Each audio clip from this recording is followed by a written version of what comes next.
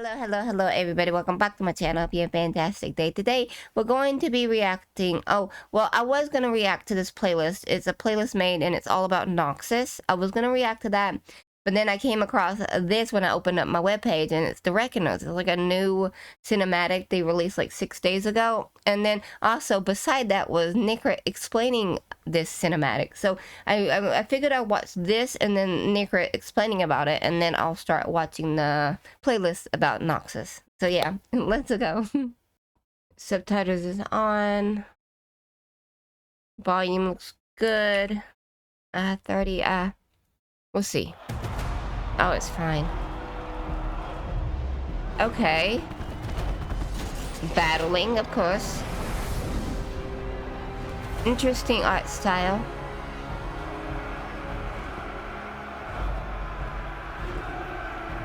Noxus, you honor me this day.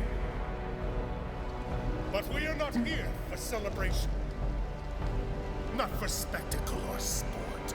No. We stand over this blood-soaked sand because it is our legacy. It reminds us. Is that the taste of triumph. Darius? The roar of defiance. I don't remember his name yet. The strain of sacrifice. I think it is. The story of our people from the beginning. And the only truth that matters. I like his voice. His growl.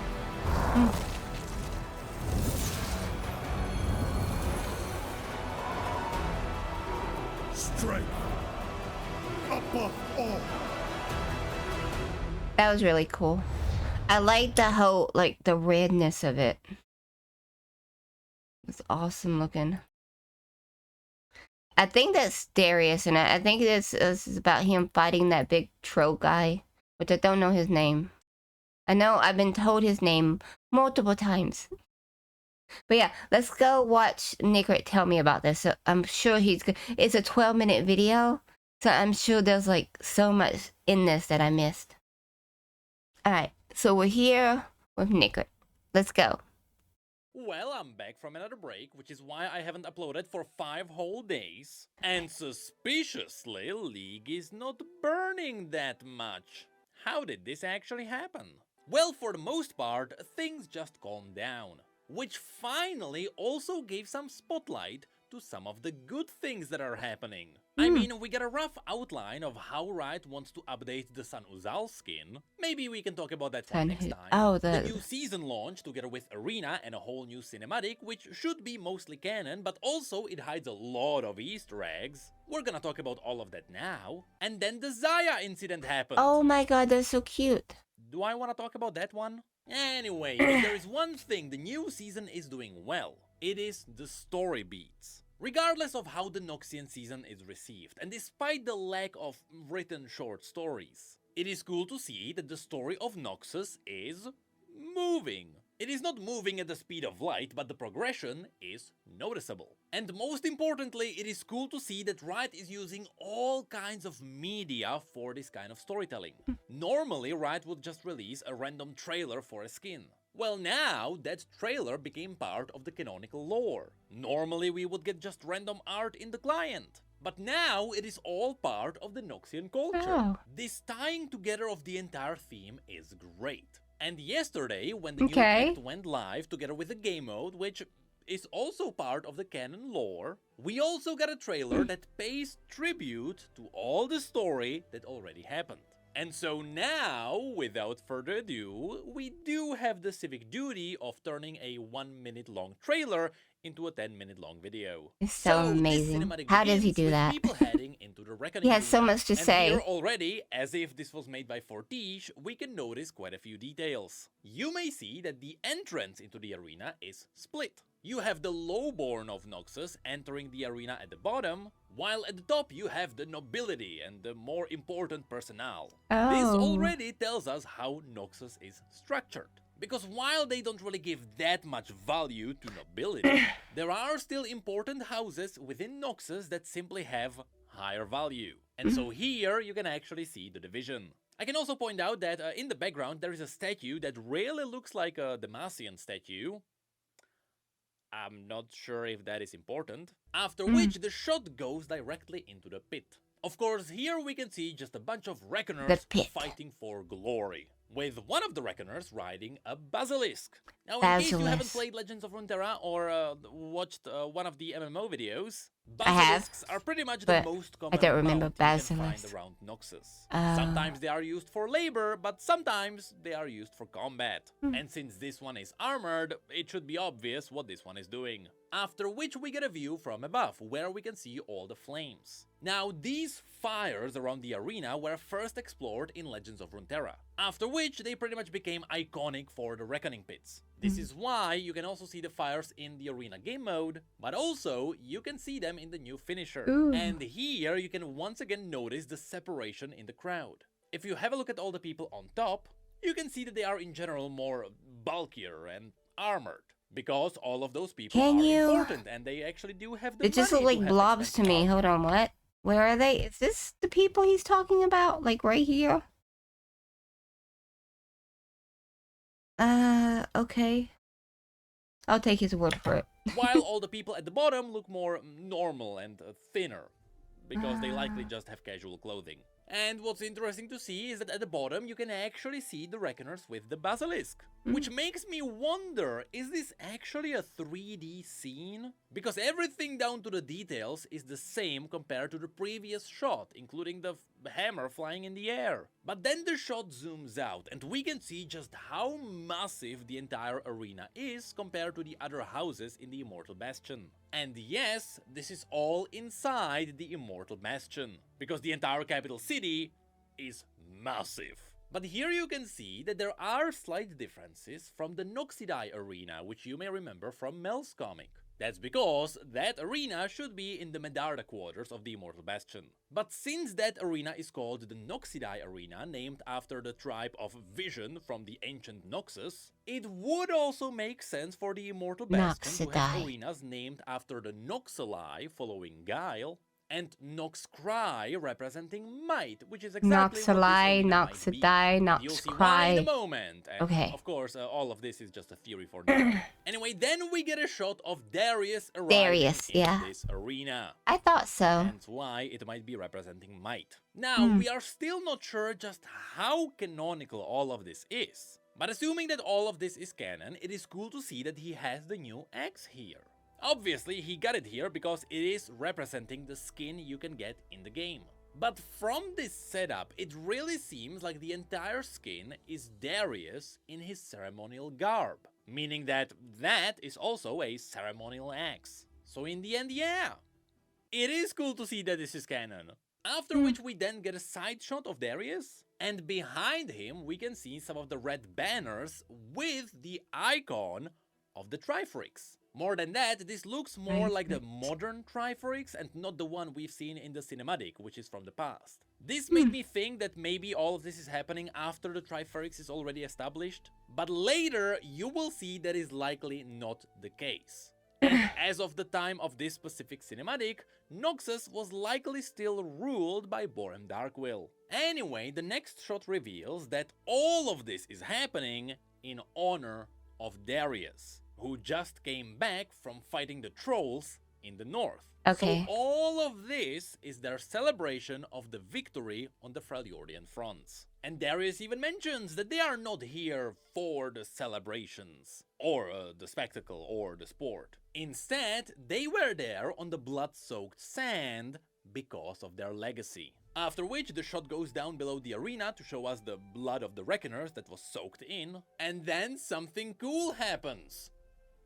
The Draven skin became fully canon too. You see, from this, it really seems like Draven was called into the arena to honor his brother with a spectacle. In other words, Draven was called into the arena to kill some people for fun. So even though that skin did not become the most popular Draven skin, because it's not too different from normal Draven or the Gladiator Draven, with the context of this being his ceremonial version, sure, that skin is cool. After which we get a close-up of Draven I don't know what celebrating skin his he's talking victory. about. And as the lights flash around, he kinda starts resembling San Uzal, and I am not entirely sure if that was intended. But it could be because of what happens next. Because after his victory is shown, it then goes to Alistar, rest in peace, possible chroma, where Darius talks about the Roar of Defiance. This is in reference to Alistar's story, because his story has always been about trying to defy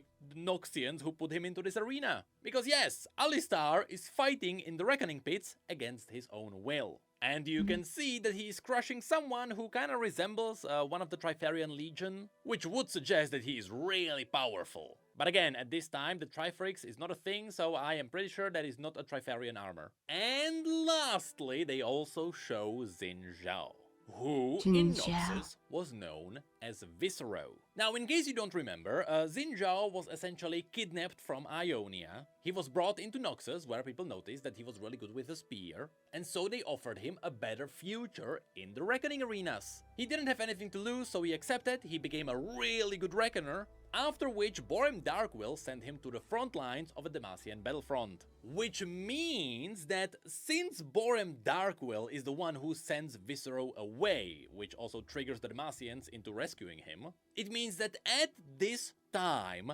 Borem Darkwill still has to be the leader of Noxus. Which also means that Swain has not seized the throne yet, which also means that the invasion of Ionia has not happened yet. Okay. All of this totally makes sense, and there is nothing wrong with it. Remember, this is happening years before Mel actually arrived back in Noxus, and years before Arcane. So I'm pretty sure there are no plot holes. I'm not saying it's impossible though, so if someone finds something, let me know. Anyway, Darius here talks about sacrifice, which is in reference to Jhin sacrificing his past and present life in service of Demacia, which is the nation that saved him. After which, the shot goes to the beginning of the Noxian story, which is where we can see the ancient Reckoning Pits, which is pretty much just a few sticks lying around in a circle. The Reckoners also have no polished armor and no complex weapons. It is just simple barbarian axes. And when the scene spins around, indeed, we can see San Uzal on the throne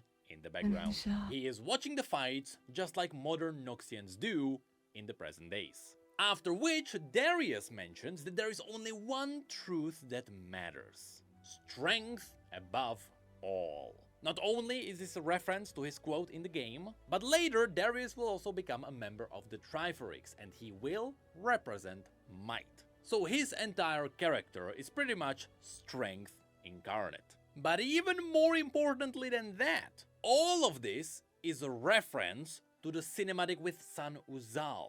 Because remember, San Uzal believed in the first truth, which was the religion that believed that there are gods in the glorious Hall of Bones, and that everyone should pillage in their name, which ended up not being real. So where San Uzal failed with his faith in the past, the modern Noxus might prevail.